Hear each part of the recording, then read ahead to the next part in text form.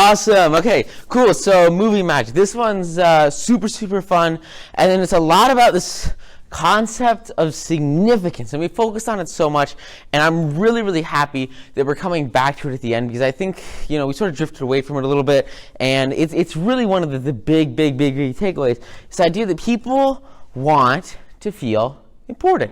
It's just a foundational concept that is so fundamental and so crucial that, like, if you can understand it, you can apply it, and you guys know, like, if you can, like, make somebody feel like they're important, it will change everything in business, in personal relationships. It's just huge. And so the way this starts out is really cool. So you've got, like, this movie director, and he's shooting this new Daring Do movie. And so, like, Rainbow Dash, super huge fan of Daring Do, and just, like, really into this movie. And so, like, because of her natural interest in this topic, the main six, they come over to see the actor for Daring Do, who's just like an actor, and there's also, like, the studio director, and there's like the film guys, and then there's also, like, a ton of other people there. But the most important person, the one who really stands out, is the director's daughter.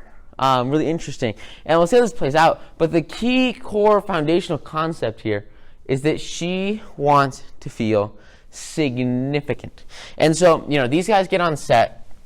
And as they're sort of walking around, basically they were cast to sort of help out a little bit with the movie, but honestly they're just kind of walking around and having a good time and sort of looking at the props and everything they're doing, and they're just genuinely interested in what this director is doing. And remember, if you really want to get in front of somebody, if you want to connect with somebody, if you want to make somebody care about you, all you have to do is show genuine interest in them. And then as soon as you show genuine interest, it's like the gateway into success, the gateway into really connecting with people, no matter who they are. Like, if you look at some of the most successful people on the planet, you'll be very surprised to see, like, people that have gotten in contact with, like, really high up people just by sending them letters in the mail, by asking them about themselves and showing a genuine interest in them.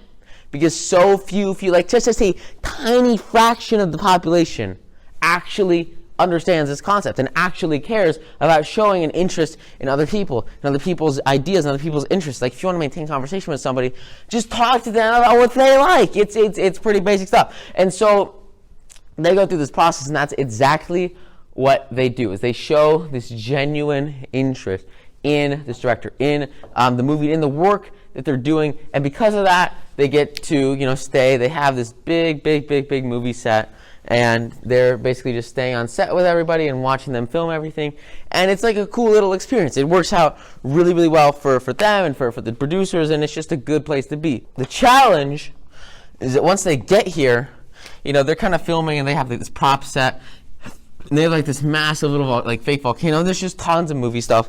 But when they get here, like, the first thing that happens is this entire volcano, like, falls on the ground. Like, the whole thing just falls over, kablam, almost crushes the actors, and really a dangerous situation.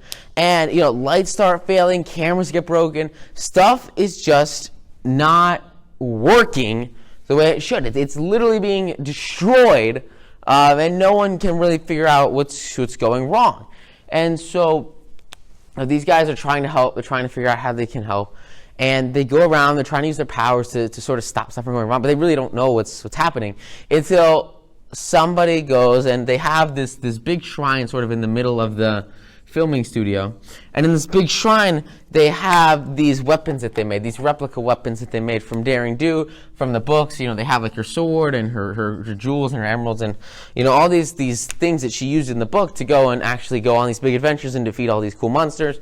And so they made, like, very special replicas that she personally came in, and, like, the actual Daring Do came and, like, looked at everything and said, yes, this is approved and you can use this for her movie, right? And so these are very special artifacts. It's very tough to make these, and they're really unique. And one night, they go missing. Somebody comes and steals them. And what's interesting is Rainbow Dash is kind of looking at these with Twilight at the time, and she actually sees somebody, like, swoosh by and grab them, but you can't really tell who it was.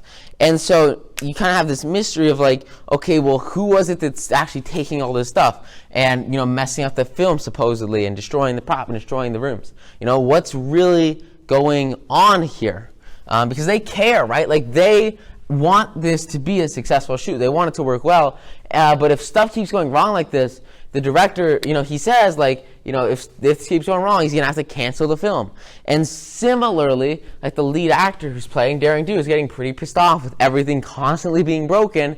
And so she's, like, about to walk out of this film, walk out of this engagement, and, like, just cut it and stop if this stuff doesn't get fixed. Because in reality, you know, people, like, especially as employees, they don't want to deal with your problems. And they just want to, you know, do their job. That's what this actor, all she wants to do is do her job. And all this director wants to do is do his job too. Like, all anybody really wants to do is do their job, but it's being sort of destroyed by this destructive environment, by this, you know, mystery person who's, like, coming and destroying everything, and they don't really know, you know, what's going on with that.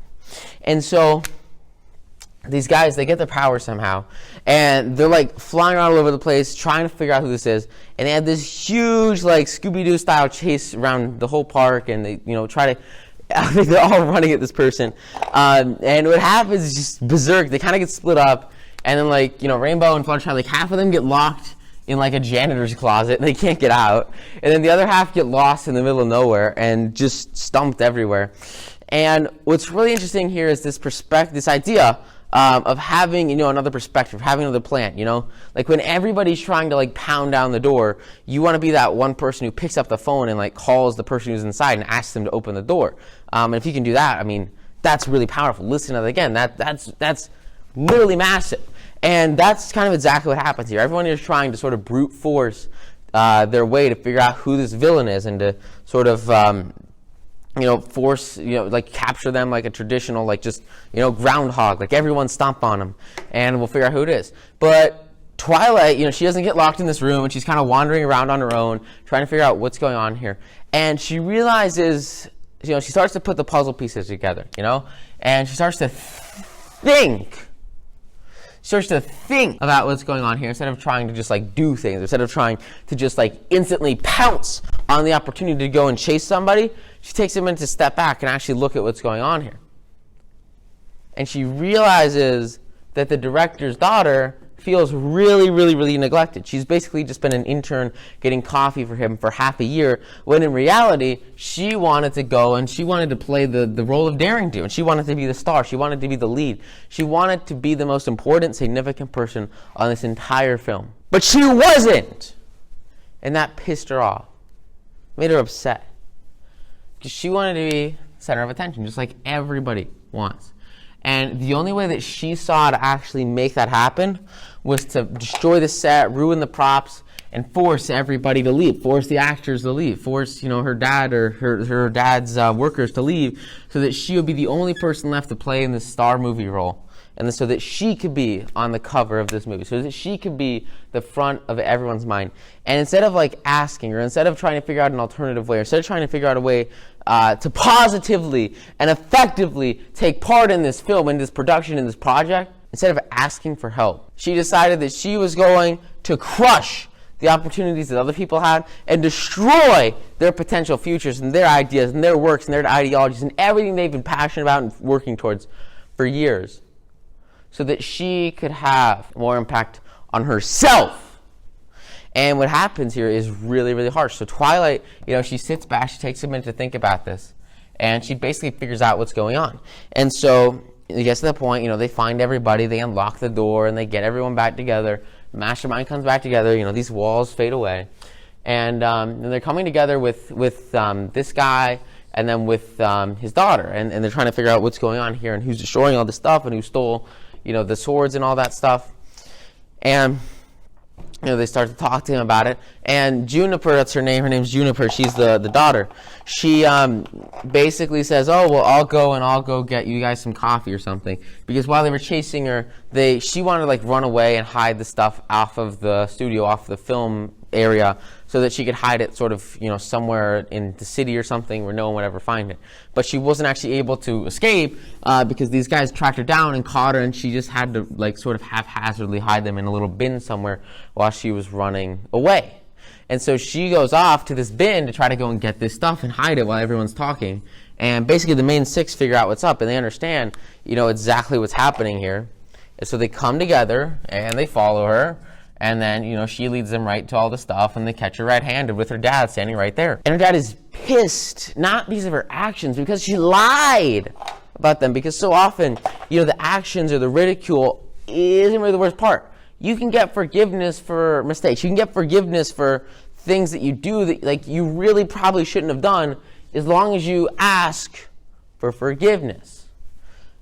But if you don't ask for forgiveness, if you plead not guilty when they have a video of you doing it, when they have total and complete hardcore proof, then you will be slaughtered by these individuals. You'll be crushed in their mind and seen as a liar, seen as a betrayal and a disappointment, because you couldn't come clean with reality and admit that you're wrong. This applies in so many aspects of life. It's not just social situations. You look at any sort of investment you're making, all right? If I'm wrong, the first thing I want to do is admit that I'm wrong. I will never run away from it. Never try to hide it. I'd rather look like a total idiot than lie. You look at Ray Dalio, one of the most successful investors on this planet. In the 80s, he predicted that the market was going to crash and that the world was going to end. And at the very, very bottom of the stock market, he said everything's going to keep on crashing, the world's going to end. And he was dead wrong. In front of hundreds of millions of people. He made one of the biggest mistakes of his entire career and lost billions of dollars of investors' funds or potential profits in the process. His company went from thousands of employees to 2 because he was wrong on national television on a repetitive basis in the realm of a financial crisis. And he did not run away from it. He stood his ground. And he said, I was wrong. What can I do now? What are the next steps? What's the next thing to do? He did not lie for a moment. Because if he lied, there's a solid chance he could be in jail. There's a solid chance that he wouldn't be around today. But because he told the truth, because he was real, he's one of the most successful investors on the planet right now. He has hedge funds that, manage billions of dollars. Went from living in a 2-bedroom New York apartment to owning freaking one of the biggest financial firms on the planet. Why? Because he was truthful. Because he was honest, not just once, but for decades. And that transparency, that thought, led to success. Because it eradicated all the challenges. And it made all the bad things happen fade away over time. Didn't matter. And what's crucial here is to see how Twilight's outside perspective, actually thinking about what was going on here, is really what allowed them to actually catch, this girl in the act. Because nobody else was thinking logically about this. And so it's really critical to make sure that you have this diverse mastermind, this diverse group of individuals, so that you have that one person who can come out and say, hey, I don't think, the normal way of doing this is going to work particularly well. What if we try XYZ way? And what if it works? And you combine that with transparency. You combine that with sort of always looking at the results that you're getting, look at the actions that you're doing, and figuring out what works and figuring out what doesn't work, and then being honest with yourself about what works and what doesn't work, and cutting what doesn't work and doing more of what works just by simply being brutally honest. That's going to lead to phenomenal results. Tons of investment committees I've been to have 10, 20, 30% of their portfolio in utilities, and they just perform like total shit. And everyone's like, oh, it's a hedge against the downtrend, and that's 100% true. 100%. Got it. Okay, cool. That makes sense. Okay. My question for them is, if you have a portfolio sector that is declining 5% a year for 7 years while the market goes up 30%, and every other aspect of your portfolio is going up, doubling, tripling, does it make sense to have that investment? And then there's this, they say, oh, you get a 2% dividend. I say, is a 2% dividend the same as doubling? Because so many people are focusing on everything, and they're lying to themselves about the results that they're getting. So you need to be truthful. You need to be honest, because if you're not, then you'll get into a situation like this, where you're forced to lie. You're forced to shift your morals and cheat others try to get the result that you want, versus being honest and saying, look, I'm not getting the attention I want. Maybe I should talk to people about this and figure out what I can do to have that success. Figure out who I can connect with to have this bigger impact, rather than just trying to focus on myself. Because that's not what you want to do. You want to collaborate with others. You want to connect with others. And you want to leverage the power of the mastermind. That's the key. That's the foundation. That's the critical mass, the critical point.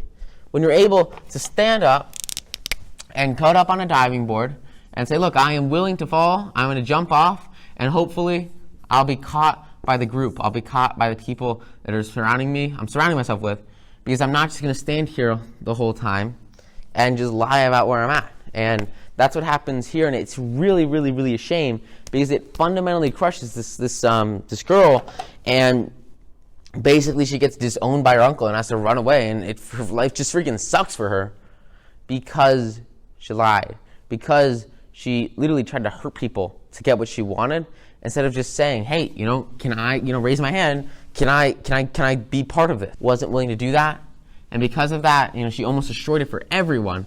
And in the end, they actually finish the movie. They do an amazing, amazing, amazing job. They get it all done, and she's not in any of it, and that pisses her off. It makes her upset.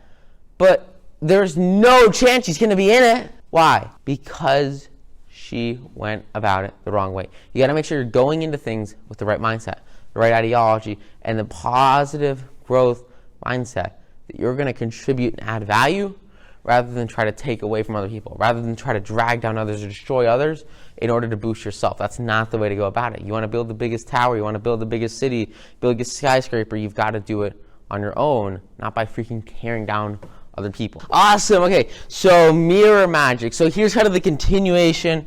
Again, we're going to see Juniper here. And the way it starts out is, since she kind of got kicked out by her uncle, and she's not going to be like a hotshot actress anytime soon, she's basically back in this mall where they had their big dance competition. And in this mall, she's working at the movie theater. And so she's at the movie theater, and it's like opening night for the Daring Do film. And it's just hard for her, because she sort of sees, there's this big poster for the movie, and, the poster is like, Daring Do and the coolest thing ever, and it's going to be awesome, and everyone's going to love it.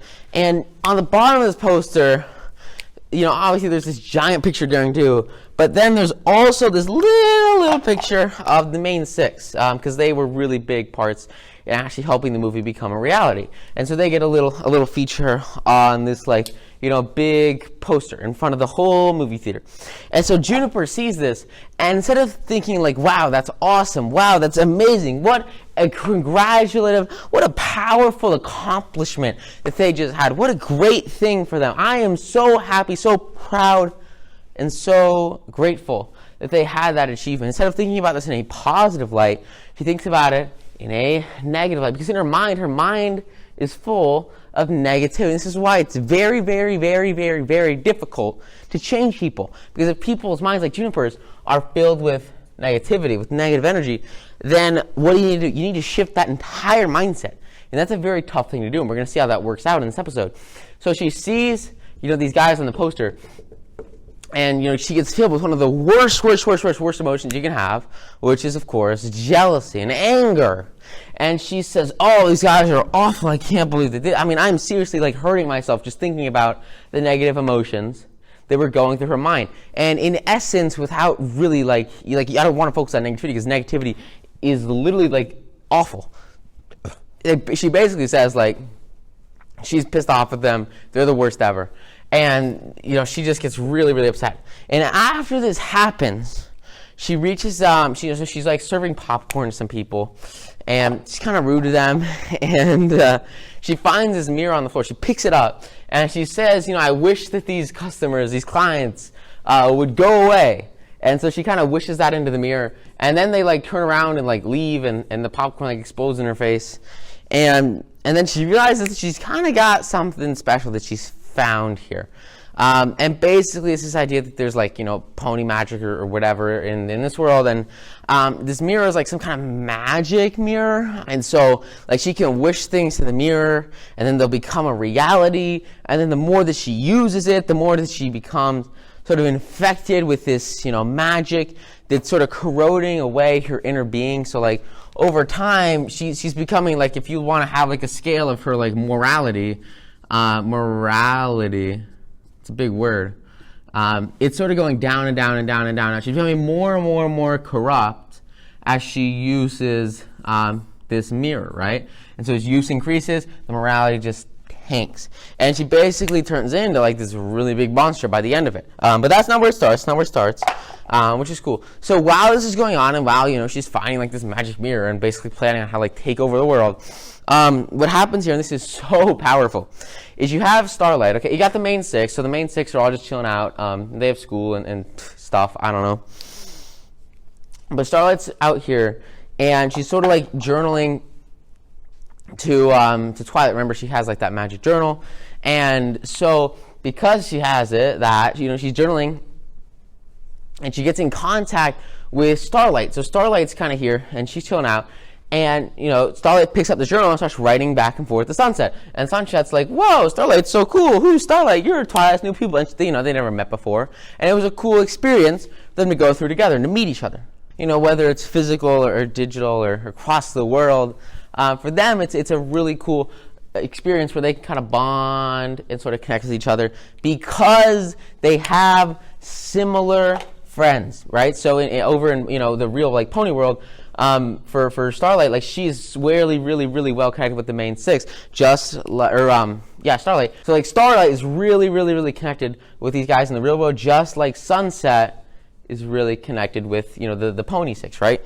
Or the human, like the human version of them. So because of that, they have this bond, not because they know each other, but because they know each other's mastermind, because they know each other's power base. And these are basically, again, like kind of the same people. They're really the only like different outsiders, where there's not like duplicates of them in each of the worlds. And so because of that, like they bond really, really well. And basically like Starlight or Sunset goes over to Equestria, and like goes through the portal to meet Starlight, and they meet, and they're like, "Hey, you're cool," and then she's like, "Hey, you're cool. We should come together and just like go to this pony world, right?" And so that's sort of exactly what they do. And so they go, they decide, well, where else are we supposed to go? So they just kind of go to the mall, and while they're in the mall, remember like Juliet, like Juniper has seen Sunset, but she's never seen Starlight. So as she's going through the mall, like Juniper is kind of just like going crazy, but she's really just like serving popcorn. And so all this stuff kind of fades away. All their friends are away, and it's really, these guys go away, and it's just Juniper and Starlight and Sunset. And Starlight's kind of chilling out over here, not a big deal. And Sunset's like, "I'm gonna go get some popcorn so we can go to the movie that we just were in." And she walks up to the counter to get popcorn, and Juniper like whips out her mirror. And while Sunset's kind of here watching, she says, "I wish that you would just go away." And basically, like, she sucks Sunset into, her giant magic mirror thing. And just, like, whips her out of the real world into this realm. It's like this big empty room. It's kind of what they're in here, except there's not cracks everywhere. And then she's just, like, sucked into this mirror. And so she's, like, just gone. So Starlight sees this, and Starlight's like, "Holy crap," and she freaks out, and so she goes and hides, and then she runs to find the main six so that like they can come together and figure out how to sort of approach this challenge, because all of her friends, and Sunset in particular, has basically just kind of been taken away from this world. And the reason that she kind of like sucked her in was because Sunset was trying to like convince her to be good and to not use this super evil thing, which obviously didn't work out very well. And so what happens here at the end is Starlight goes, she gets the main six, or the main five, the rest of them, and these guys all come and try to figure out what's going on. And like as soon as she sees them, she just like instantly wishes that they would like get sucked into her thing. And as soon as she does that, since they're all together and they all kind of have this power with each other, they start to sort of resonate inside of this giant mirror, and they give her like a ton of power. And so she like turns it from like this normal like teenager or whatever into like this huge like giant like monster lady with her big mirror. and basically just starts like taking over them all and, having this giant rampage everywhere.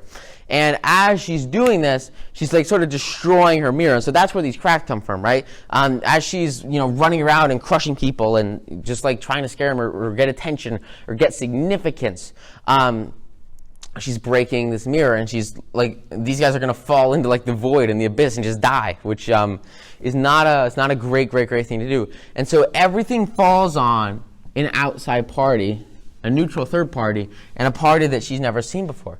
Everything falls on Starlight to change her perspective, to change her viewpoint, and to make her see that there is something more than just some dumb movie. There's something more than hatred between these individuals, and she should not hate the main six, and instead she should embrace them and change her ways. And that's a difficult ask. That's a big ask for Sunset, because excuse me, Juniper is way over here. I mean, her morality, her being, like, she's been just totally overtaken by this evil magic, and she is like dead. I mean, nothing left up here. I mean, she is in kind of the worst possible place she could be. She's like this giant monster, and so this is no easy feat. What happens next? So basically, like Sunset or Starlight, they're just so similar. Starlight kind of makes this monster, like makes her kind of chase her around the mall and focuses all of her attention on her.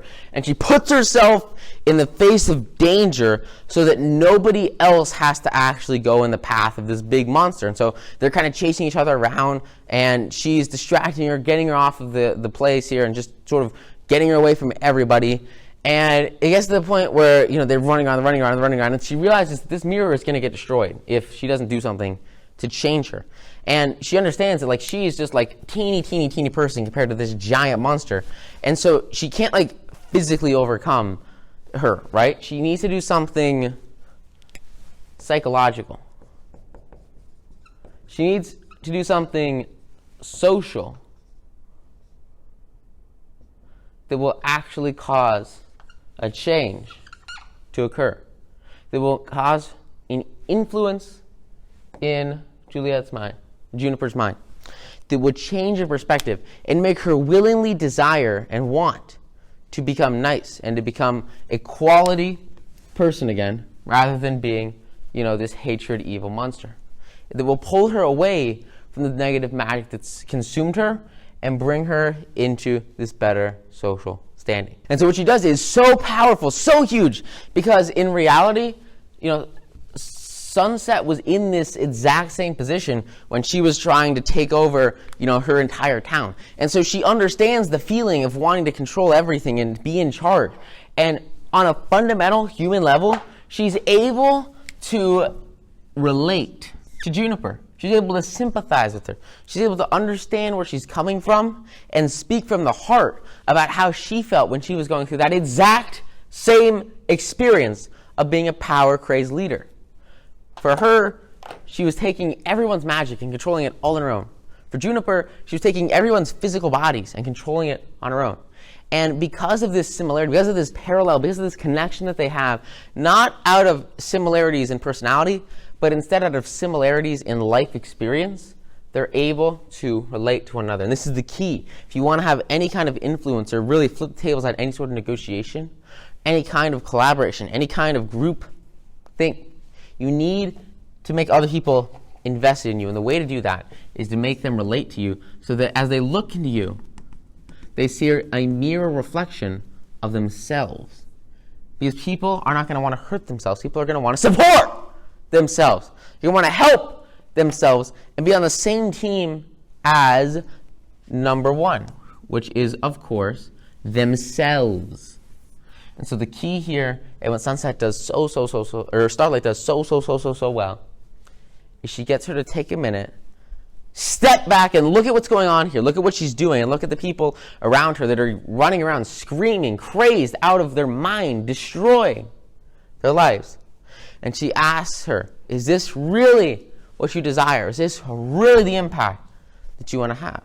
And Juniper realizes that going on this huge, monstrous rage is no way to prosper, no way to survive, no way to thrive, and no way to grow in the long term.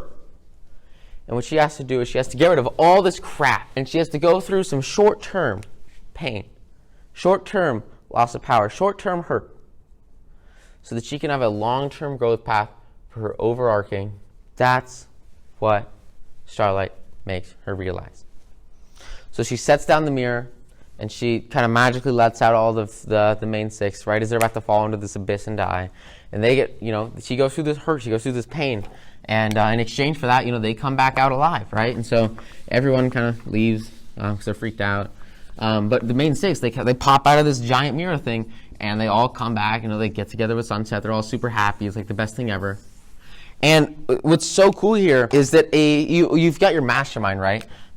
But what the main six did in, the pony in Equestria is they added someone to it. So they added Starlight to the mastermind. And this addition, this seventh person, is what actually allowed the entire group to succeed in this situation, because they would all be screwed if they didn't have this additional person. So it really, really, really speaks to the insane power of adding individuals to your mastermind and continuing to expand it even once you've had that level of success with them. You've had that impact with them. There's always room for more, because you can have this sort of idea that literally these guys would probably be dead if they didn't have Starlight to come and save them. They didn't have this dumb luck chance that just so happened they had a seventh member of this mastermind that actually came in and pulled it together.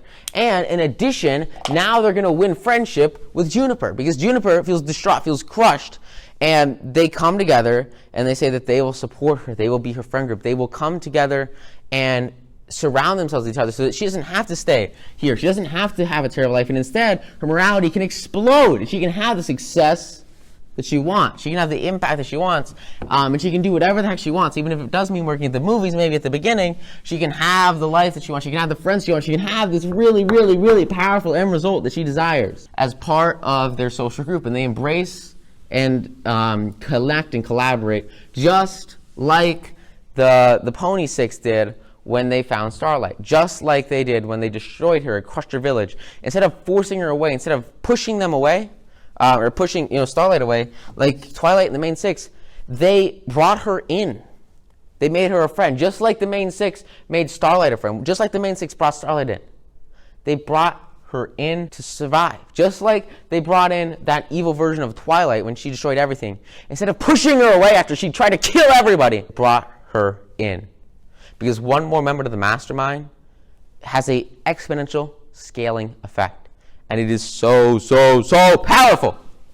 That's the key here. That's the takeaway, is that there's always, always room for more. And the more that you grow that mastermind, the bigger impact it's going to have, and really the more challenges you're going to be able to overcome as a group, which is super, super, super powerful. And one of the huge, huge takeaways from here is that you always, maybe not in every single situation, Pinkie Pie's not going to come in and save the day every single time there's a challenge. Same with Starlight. But when that does happen, when there is that situation where that's the one person that you need in your life, you're going to be so thankful, so gracious, and so happy that you had that connection, that you had that relationship asset that fundamentally shifted everything. So really, really critical key concept here, and a lot to learn. Really, really, really, really solid episode, and just a really great concept in life.